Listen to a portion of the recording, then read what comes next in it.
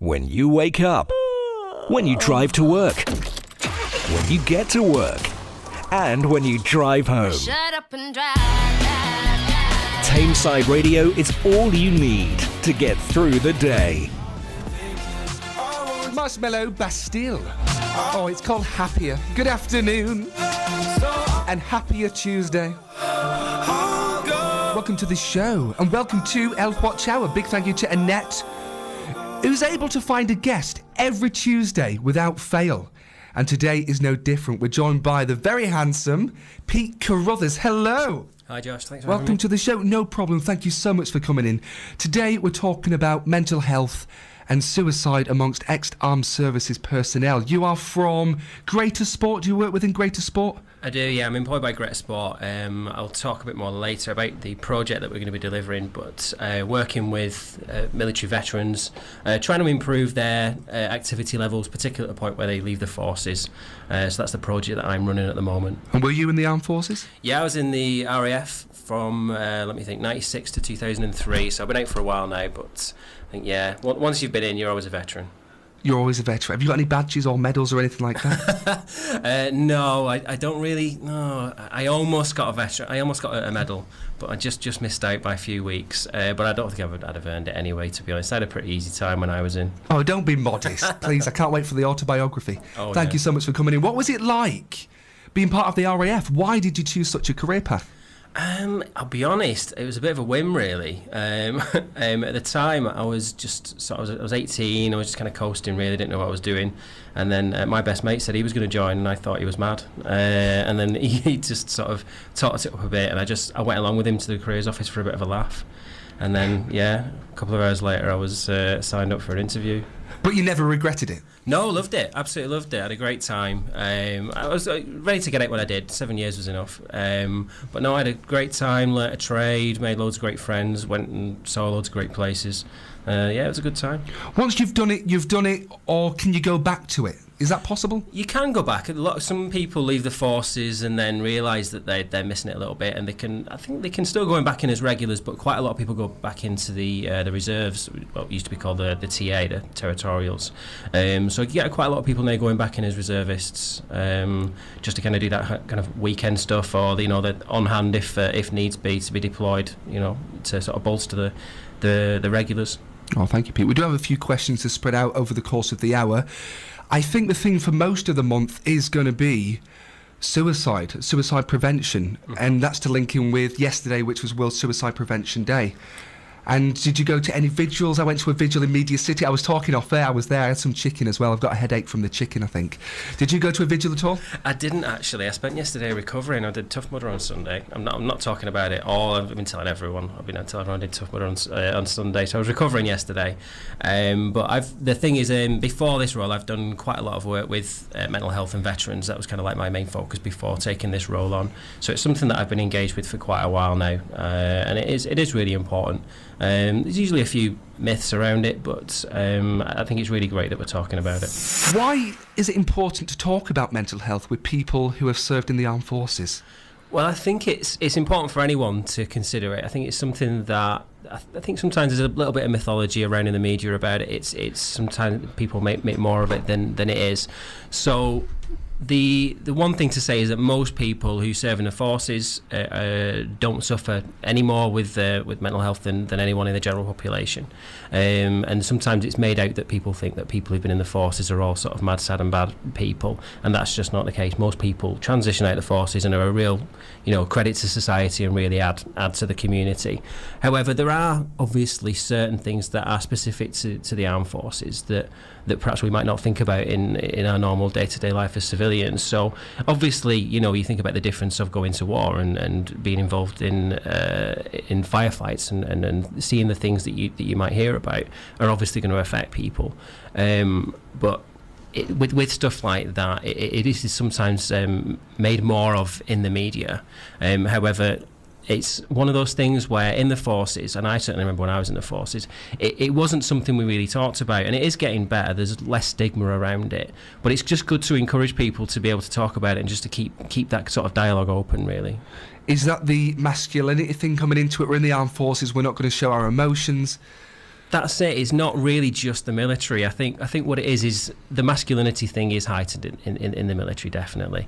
But it's like in any walk of life. I mean, for instance, we were talking earlier about suicide. So one of the big statistics with suicide is that, particularly with men, with males that have actually committed suicide, completed suicide, 70 to 75% of men haven't even sort of approached services, haven't been in touch with mental health services, and they've not had any help at all. So that's the kind of like the idea that someone just hasn't been able to reach out for help and just thought, I'm just gonna end it because I can't even bear to ask for help. And that's, I think, linked to that masculinity. And when you look at people in the forces, that goes up to 80%. So it is slightly higher, but it is definitely a male thing as well, I think. Now, in the armed forces, is this something they suffer with whilst serving the country, or is it more post-war when they come back home and they're not with the mates anymore? They haven't really got much of a purpose. I mean, the one they set out to do, which is fight for Queen and country, so they come back and all they have is the thoughts, and they must be running through the mind like mad, and then that must cause... So it is more than that, I think. So the stats will show that people, whilst they're serving in the forces, are no more likely to have mental health issues than anyone in the general population. Now, there's a couple of things that are kind of mixed in with that. Like there's quite a strict selection process, so you only get the fittest people joining the forces. So people are actually less likely then to develop mental health issues because they're fit and healthy. Oh, so physically fit or mentally fit as well? So I think they're linked basically. If you're a physically fit person, you're statistically less likely to have mental health issues. So people in the forces actually are slightly less likely to have a mental health issue. But obviously there's other things like in the general population, their statistics include people who have like development disabilities and things like that, like autism, those sort of things. So they won't obviously apply to the forces. But I think what it is when people come out of the forces, it's about the same as the general population of people developing mental health issues. However, it is more likely for people while they're transitioning out of the forces. That's the real risk factor. That's the time when people struggle. So it can be quite stressful. So not only have you got possibly the issues to do with trauma, to do with things that they might have witnessed in battle and while they've been serving, but it's just that whole difficulty of if you're used to a certain way of life where you're surrounded by your mates, you live and work with your mates all times, all your life is sort of set out for you, routine, and then that's it, and then suddenly you come out. And you might, it can be difficult. Like I said before, most people come out and they do really, really well, but there are a minority that struggle. And there are things like they might be going back into an area where there's low unemployment. They might be going back to a family that they joined up to get away from. So there's those kind of pressures at home. That might affect their likelihood of being homeless. So they might become a sofa surfer and then even end up on the streets. Financial issues. So all these things are things that are there in society anyway, but they kind of get concentrated in that period of transition, those risk factors that can just contribute to people just falling down a little bit in terms of the mental health. What do we know about suicide amongst ex-service personnel? So again, I think perhaps with the stats that come up in the media, it sometimes gets a little bit skewed. So first of all, while people are in the forces, people are no more likely to commit suicide than the general population. When people do leave the forces, however, again, like we say, with the transition element, there can be a little sort of spike in risk. So particularly with younger people, so particularly in men aged 24 and younger, the risk can be 2 to 3 times higher the risk that it is for the same age in the general population. So there's all sorts of different factors. So the risk seems to be higher for people who are younger when they leave the forces. Males are more at risk. And I think, that can be that's open to kind of assumptions really, but I think for me it's because females are more likely to ask for help because there isn't that kind of still kind of trying to break down that stigma around males asking for help. So that's a big part of it. If people have served in the army rather than the Navy and the Air Force, they're more likely to suffer to be at risk as well. If they've served a short length of service, if they've not completed any further training, for some reason if they're unmarried, so obviously they've not got that support as well, and if they're a lower rank. So all these things are sort of risk factors that might increase people's likelihood of finding themselves suicidal. Is there help within the force whilst they're out there doing the job? Is there help, or is it's not everything happens after when you leave and come home? Is there active help as the work? There is, yeah, and it is. I mean, it is getting better. I mean, there's always room for improvement. And one thing with pointing at stats and saying, people are no more or less likely when they're in being at risk of suicide. Every suicide is a tragedy, obviously, and we shouldn't rest until we get that down to zero, which obviously we know will be never. But you shouldn't rest ever trying to reduce that suicide rate.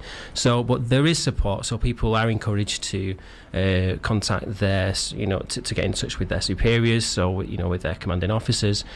Talk to colleagues. There's a lot more work being done now in the forces to kind of open that dialogue up and to look out for risk factors. There's something in the forces now that's being pushed where people can alert people. Sorry, how to pronounce to kind of articulate this. They can sort of raise an alert for someone that they spotted who they think might be at risk of suicide, even if they're like a higher rank than them. And that's a new thing that they can say. That even if they spot someone who outranks them, who they've got concerns about, they can say, "I think this person needs some help." So there is constantly work being done.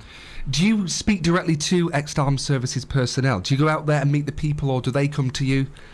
So with this project that I'm working on at the moment, I have been talking to a lot of ex-forces people, trying to find out what they want to do, particularly with this project.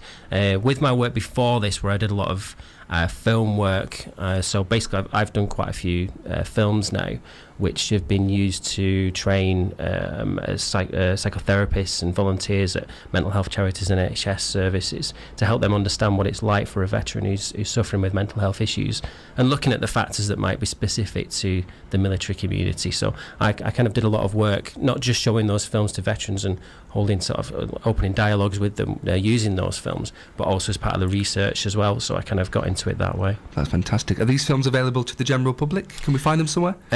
I think so. If you just sort of have a look for them. If people want to get in touch with me at movingforces.co.uk, I'll be happy to talk to anyone. And if they want to have a look at some of the films, I like to be careful who sees them, because some of them can be a tough watch, to be honest. So I don't like to make them just sort of openly public, because some people who are vulnerable who watch them might find sort of triggers in there as well. So I just like to check who's watching them, if that's okay.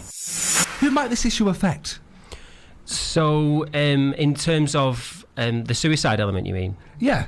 Yeah, so as we said, it is quite it is more common with people when they're just leaving the forces, particularly with younger veterans, for a number of reasons, as we touched on before. So they might face a bit of social exclusion. So if they're used to being around a lot of people and suddenly they find themselves on their own, they might be at risk of homelessness, or they might be using a lot of alcohol, which is really common in the forces.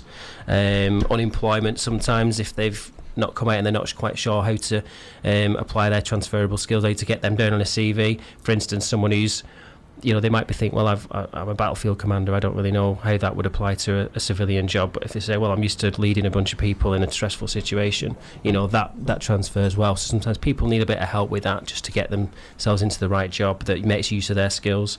And then these all things that might lead to poor mental health. But it's one of those things that I think is that, just to kind of going on to like how people can maybe help themselves in a way, is first of all just accept that there's nothing wrong with you. The fact if you're feeling low and you're feeling desperate, it's kind of understandable sometimes. If you're struggling, if you've not got a job, if you're struggling for somewhere to live and you've not got any, you've lost all your friends and you're feeling a bit isolated, I'd feel low. Any one of us would feel low. So it's understandable. So there's no shame in saying, I'm struggling here, I need some help.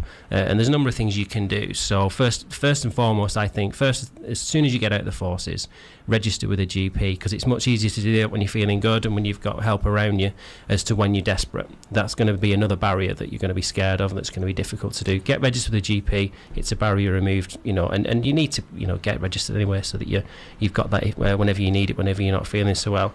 The other thing is just get involved with communities. There's all sorts of different things going on, particularly in Tameside. There's Tameside Armed Services Community, who I'm linked with the project. They do loads of work with veterans in Tameside. Tameside. They've got links to Tameside Council, but they're also independent charitable organisation themselves. They organise events and social events, and they help with welfare as well, with people who need it. And there's also the Tameside Veterans Breakfast Club, which meet at the Globe Cafe every second Saturday of the month. And it's great. It's a real positive experience where people come along, have a breakfast, have a chat with their mates, and it's just for some of those people, it's the only time they get out of the house, that once a month. But they organise all sorts of other events as well. They'll go for little trips away and little sporting activities as well. They're a really good bunch of guys. Oh, thank you, Pete. That sounds fantastic as well. Can you find more information on a website somewhere or social media? Because I guess there's so much more you would like to fit into the show, but you just can't for time constraints. Because it's fascinating. It's fascinating, Pete. Thank you. Well, it's basically my project is, if you go to movingforces.co.uk, you'll get some information on the project that I'm leading, which is about getting veterans more active. There's also, if you look for Tameside Armed Services Community, so I think it's Tameside ASC. I'm not sure if it's .gov or .co.uk, but if you Google Tameside Armed Services Community, you'll find their link and be able to sign up to that as well. When I hear the word veteran, I think of a man in his 70s, all his war medals, back in my day. But really, is it anyone of all ages? It is, and I think a lot of people when they come out of the forces, they don't connect with that term because they think veteran is, like you say, an old World War II veteran with all the medals on. That's what I thought. But there are some younger guys who say, yeah, I am a veteran. But then there'll be other guys that will say, well, guys and girls that will say, I'm ex-forces, I'm an ex-squaddie. There's all sorts of things. But if you've served in the forces, you are a veteran. You've been there, you've done it, you've lived it. You're a veteran, and you're entitled to the support that's out there. Yeah. And that's what I love. I mean, you could be 18, 25, 52 or 75. How old are you, Pete? Let's play the game.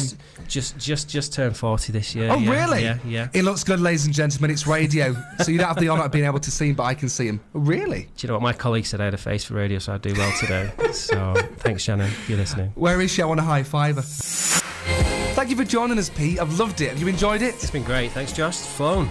Oh, thank you. Please come back whenever you want. Now, before we go, we've got something else to squeeze in. It's the launch on Thursday. That's right, the launch for Moving Forces, Staying Active in Civvy Street. So we've got a launch event at Active Medlock this Thursday evening from 6 till 9.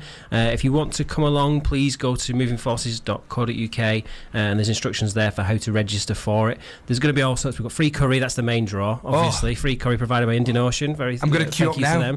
And there's going to be sort of little presentations about the project and what it is that we're doing. But there's going to be chances as well for veterans and families to kind of try different activities we've got. All sorts of fun things like, I think the big exciting one is axe throwing and archery. Is going to be axe throwing and archery. It's going to be loads of fun stuff with football, rugby, canoeing, a bit of dance as well. So open to all ages, all abilities. Come along, meet some of the partners, meet myself, have a little chat about the project. It's lovely. Yeah, just come along and get involved. But yeah, please get in touch. Is the tug of war going to be there? There isn't, but we could always throw one together. We could get a rope, I'm sure. I'll bring the rope. You bring the men. It sounds like an afternoon. Thank you, Pete. You've been amazing. Every song we play means that you're that much closer to going home. Who's taking you home, home, home, home? Thank you for working with Tameside Radio.